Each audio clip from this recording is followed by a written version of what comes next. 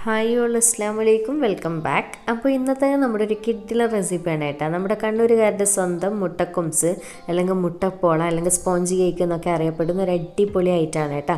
ഇത് പണ്ട് മുതൽക്കേ ഉള്ള ഒരു ഐറ്റമാണെങ്കിൽ കൂടി ഇപ്പോഴും ട്രെൻഡിങ്ങിൽ ഓടിക്കൊണ്ടിരിക്കുന്ന റെസിപ്പിയാണ് കേട്ടോ. അത്രയ്ക്ക് ടേസ്റ്റിയാണ്. നല്ല സ്പോഞ്ചി ആയിട്ടുള്ളൊരു ടെക്സ്ചറോട് കൂടിയിട്ടുള്ളൊരു കിഡിലൻ ഐറ്റാണ് കേട്ടോ. വേറെ ലെവൽ തന്നെയാണ്. അപ്പോൾ നമുക്ക് വീഡിയോയിലേക്ക് പോയാലോ? വീഡിയോയിലേക്ക് പോകുന്നതിന് മുന്നേ നിങ്ങൾക്ക് ചാനൽ ഇഷ്ടപ്പെടുന്നുണ്ടെങ്കിൽ പ്ലീസ് ഒന്ന് സബ്സ്ക്രൈബ് ചെയ്ത് സപ്പോർട്ട് ചെയ്യണേ. സബ്സ്ക്രൈബ് ചെയ്യുമ്പോൾ തന്നെ തൊട്ടടുത്ത് കാണുന്ന കുഞ്ഞു ബെല്ലൈക്കൺ ഓൾ എന്ന ഓപ്ഷൻ തന്നെ ക്ലിക്ക് ചെയ്യണേ. അപ്പോൾ നമുക്ക് ആദ്യം തന്നെ ഈ ഒരു മുട്ടക്കുംസിലേക്ക് മെയിനായിട്ട് വേണ്ടുന്ന ഐറ്റം എന്ന് പറയുന്നത് മുട്ടയാണ് കേട്ടോ. അപ്പോൾ ഞാനിപ്പോൾ 5 മുട്ട ഈ ഒരു ബൗളിലേക്ക് പൊട്ടിച്ച് വെച്ച് കൊടുത്തിട്ടുണ്ട്. അതുപോലെ തന്നെ ഈ ഒരു മുട്ടക്കുംസ് നല്ല പെർഫെക്റ്റ് ആയിട്ട് കിട്ടണമെന്നുണ്ടെങ്കിൽ അതിൻ്റെ മെഷർമെൻറ്റിൽ ഭയങ്കര ഒരു ഇമ്പോർട്ടൻസ് നമ്മൾ കൊടുക്കണം. അപ്പോൾ ഞാൻ എടുക്കുന്ന ഇതേ അളവ് തന്നെ നിങ്ങൾ എടുത്തു കഴിഞ്ഞാൽ നിങ്ങൾക്ക് നല്ല പെർഫെക്റ്റ് ആയിട്ട് തന്നെ കിട്ടുമേ. അതുപോലെ തന്നെ മുട്ട ഒഴിച്ചു കൊടുത്തിട്ടുള്ള ബൗളിൽ ഒട്ടും തന്നെ വെള്ളമൊന്നും ഇല്ലാതിരിക്കാൻ പ്രത്യേകം ഒന്ന് ശ്രദ്ധിക്കണേ. ഇനി നമുക്കിതിലേക്ക് ഒരു 10 ടേബിൾ സ്പൂണോളം പഞ്ചസാര ചേർത്ത് കൊടുക്കണം. അപ്പോൾ പഞ്ചസാര എടുക്കുമ്പോൾ ശ്രദ്ധിക്കുക, നമ്മൾ ഇതുപോലെ വടിച്ചെടുക്കുക കേട്ടോ. ഒരുപാട് കുമിച്ച് മുകളിലോളം ആക്കിയിട്ട് എടുക്കാതെ ഇതുപോലെ വടിച്ചെടുത്തിട്ട് 10 ടേബിൾ സ്പൂണാണ് എടുക്കേണ്ടത്. അപ്പോൾ ഒരു മുട്ടയ്ക്ക് 2 ടേബിൾ സ്പൂൺ എന്നുള്ള കണക്കിനാണ് ഞാൻ എടുക്കുന്നത്. അത് നല്ല അടിപൊളി മധുരമാണ് കേട്ടോ, പെർഫെക്റ്റ് ആയിട്ടുള്ള മധുരമാണ്.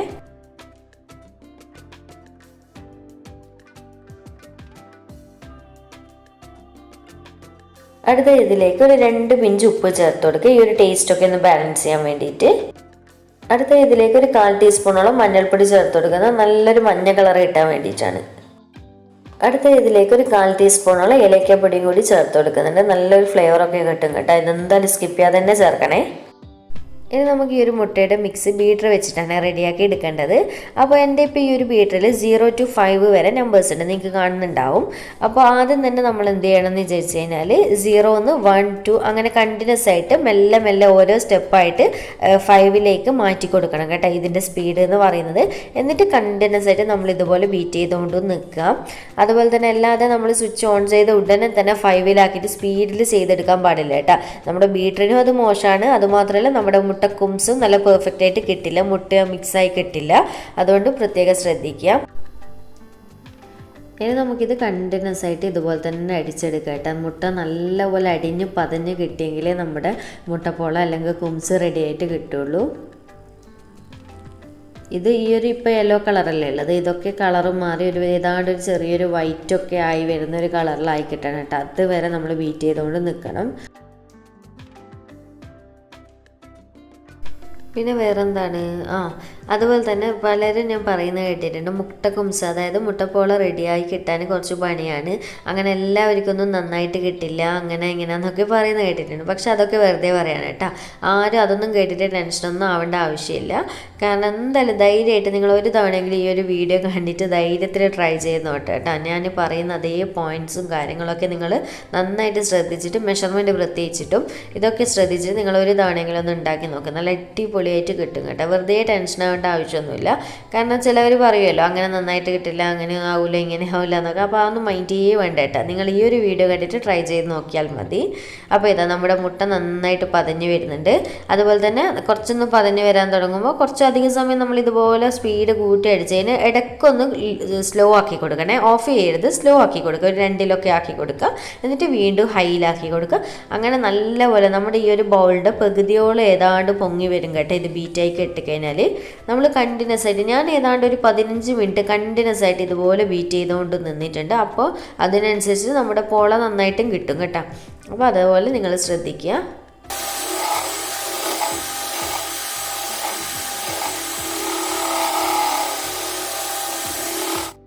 ഇപ്പോൾ ഏതാണ്ട് ഒരു 15 മിനിറ്റൊക്കെ ഞാൻ കണ്ടിന്യൂസ് ആയിട്ട് ബീറ്റ് ചെയ്തിട്ടുണ്ട് കേട്ടോ. അപ്പോൾ ആ ഒരു രീതിക്കായാണ് ഇതുപോലെ ആയിട്ട് കിട്ടിയിട്ടുള്ളത്. ഇനി നമുക്ക് ബീറ്റർ ഓഫ് ചെയ്ത് വെക്കാം. ഇപ്പം ഞാൻ നിങ്ങൾക്ക് ബീറ്ററിൽ നിന്ന് എടുക്കുന്നതും തന്നെ മനസ്സിലാവും, നല്ല ക്രീമി ആയിട്ട് ഇരിക്കുന്നുണ്ട്. നല്ലൊരു വൈറ്റ് കളറായില്ലേ, യെല്ലോ കളറൊക്കെ പോയിട്ട് ആ ഒരു രീതിക്ക് തന്നെ ആക്കിയെടുക്കുക. അടുത്തത് നമുക്ക് ഇതിലേക്ക് മെയിനായിട്ട് ചേർക്കേണ്ട ഐറ്റം എന്ന് പറയുന്നത് മൈദയാണ്.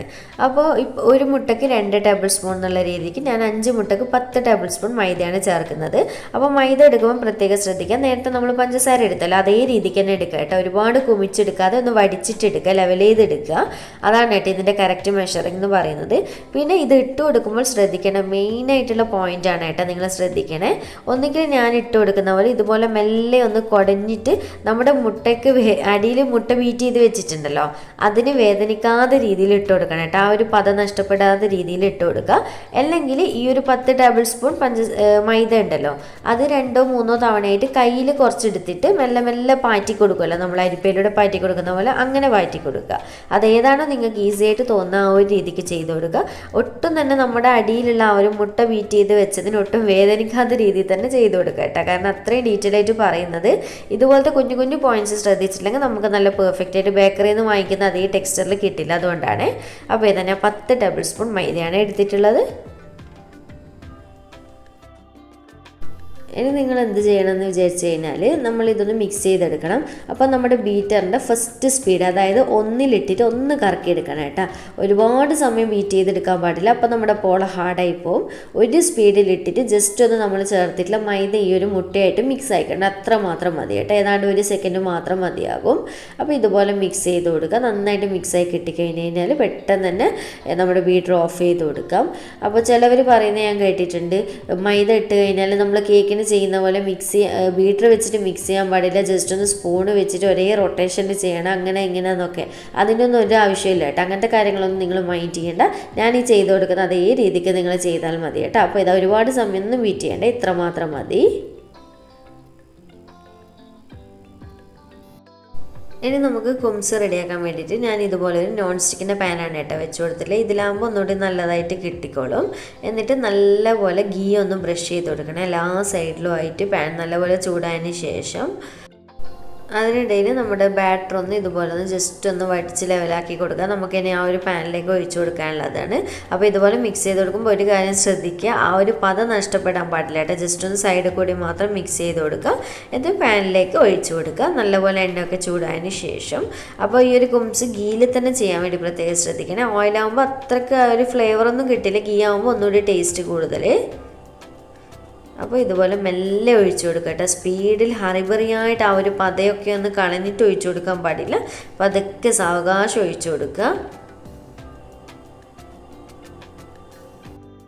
അപ്പോൾ ഇതുപോലെ നമ്മുടെ ബാറ്റർ മൊത്തത്തിൽ ഒഴിച്ചു കൊടുത്തതിന് ശേഷം എന്ത് ചെയ്യണമെന്ന് വിചാരിച്ചു കഴിഞ്ഞാൽ കൗണ്ടർ ടോപ്പിലേക്ക് എടുത്ത് വെച്ചിട്ട് ഒരു 3-4 തവണ നന്നായിട്ടൊന്ന് ടാപ്പ് ചെയ്ത് കൊടുക്കാം.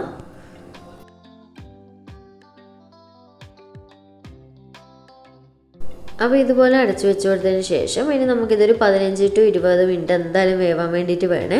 അപ്പോൾ ഫ്ലെയിം നന്നായിട്ട് കുറച്ച് വെച്ച് കൊടുക്കുക. അഥവാ അങ്ങനെ കുറച്ചിട്ട് ചിലത് എത്ര കുറച്ച് കഴിഞ്ഞാലും അങ്ങനെ ഓവർ കുറഞ്ഞ് കിട്ടില്ല. അങ്ങനത്തെ ഫ്ലെയിമൊക്കെ ആണെങ്കിൽ എന്തായാലും ഒരു പാൻ അടിയിൽ വെച്ച് കൊടുക്കണം, കാരണം പെട്ടെന്ന് തന്നെ അടിക്ക് പിടിക്കാൻ ചാൻസ് ഉണ്ട്.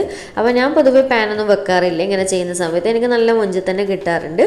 അപ്പോൾ നിങ്ങൾക്ക് ധൈര്യക്കുറവുള്ളവരാണെങ്കിൽ എന്തായാലും ഒരു പാൻ നിർബന്ധമായിട്ടും വെച്ച് കൊടുക്കണേ. അങ്ങനെ ഏതാണ്ട് ഒരു 15 മിനിറ്റൊക്കെ കഴിഞ്ഞതിന് ശേഷം നമ്മുടെ മുട്ടപ്പോള അല്ലെങ്കിൽ മുട്ടക്കുംസ് റെഡി ആയിട്ടുണ്ട്. പാത്രം നിറയെ പൊങ്ങി വന്നിട്ടുണ്ട്. അത്രയ്ക്ക് ഭംഗിയിലും കിട്ടിയിട്ടുണ്ട്, സോഫ്റ്റിലും കിട്ടിയിട്ടുണ്ട്. അങ്ങനെ നല്ലപോലെ നമ്മുടെ മുട്ടക്കുംസ് ചൂടാറിയതിന് ശേഷം ഞാൻ ഇതുപോലെ ഒരു പ്ലേറ്റിലേക്ക് സെർവ് ചെയ്ത് കൊടുത്തിട്ടുണ്ട്. നിങ്ങൾക്ക് കാണുമ്പോൾ തന്നെ മനസ്സിലാവും എത്രമാത്രം ഹൈറ്റിൽ പൊങ്ങി വന്നിട്ടുണ്ട്, എത്രമാത്രം ആ ഒരു ബേക്കറിയിൽ നിന്ന് കിട്ടുന്ന അതേ പെർഫെക്ഷനിൽ നമുക്ക് കിട്ടിയിട്ടുണ്ട് എന്നുള്ളത്. ടേസ്റ്റാണെങ്കിൽ വേറെ ലെവൽ തന്നെയാണ് കേട്ടോ. സെയിം ബേക്കറി ടേസ്റ്റ് തന്നെ കിട്ടുന്നുണ്ട്. അപ്പോൾ ഒരു തവണയെങ്കിലും നിങ്ങൾ ഈ ഒരു രീതിക്കൊന്ന് ട്രൈ ചെയ്ത് നോക്കുക. പിന്നെ മെഷർമെൻറ്റിൻ്റെ കാര്യം ഞാൻ എടുത്ത് പറയണം, അത് പ്രത്യേകം ഒന്ന് ശ്രദ്ധിക്കണം. ഞാൻ പറഞ്ഞു തന്നിട്ടുള്ള എല്ലാ പോയിൻറ്റ്സും ശ്രദ്ധിക്കുക. അപ്പോൾ നമ്മുടെ മുട്ടക്കുംസ് ഇത്രയേ ഉള്ളൂ കേട്ടോ. അപ്പോൾ ഇതുപോലെ തന്നെ നമ്മുടെ നാട്ടിലൊക്കെ ഇതിന് സ്പോഞ്ച് കേക്ക് എന്ന് പറഞ്ഞിട്ട് ബേക്കറിയിൽ നിന്ന് വാങ്ങിക്കാൻ കിട്ടാറുണ്ട്. അപ്പോൾ അതുപോലെ തന്നെ സ്പോഞ്ച് ആയിട്ടുള്ള ഒരു ഐറ്റം തന്നെയാണ് കേട്ടോ ഇത്. അപ്പോൾ ഒരു തവണയെങ്കിലും ഒന്ന് ട്രൈ ചെയ്തിട്ട് ഫീഡ്ബാക്ക് അറിയിക്കുക. അതുപോലെ തന്നെ പലരും ഇതിൽ ബേക്കിംഗ് സോഡയും കാര്യങ്ങളൊക്കെ ചേർക്കാറുണ്ട്, പക്ഷേ ഞാൻ അതൊന്നും പൊതുവേ ചേർക്കാറില്ല കേട്ടോ. അതിൻ്റെ ഒന്നും ആവശ്യമില്ല, അത്രക്കും പെർഫെക്റ്റ് ആയിട്ട് നമുക്ക് കിട്ടും. അപ്പോൾ വീഡിയോ ഇഷ്ടമായിട്ടുണ്ടെന്നുണ്ടെങ്കിൽ ലൈക്ക് ചെയ്യുക, ചാനൽ സബ്സ്ക്രൈബ് ചെയ്യുക. അപ്പോൾ വീണ്ടും ഒരു അടിപൊളി വീഡിയോ ആയിട്ട് കാണാം. താങ്ക്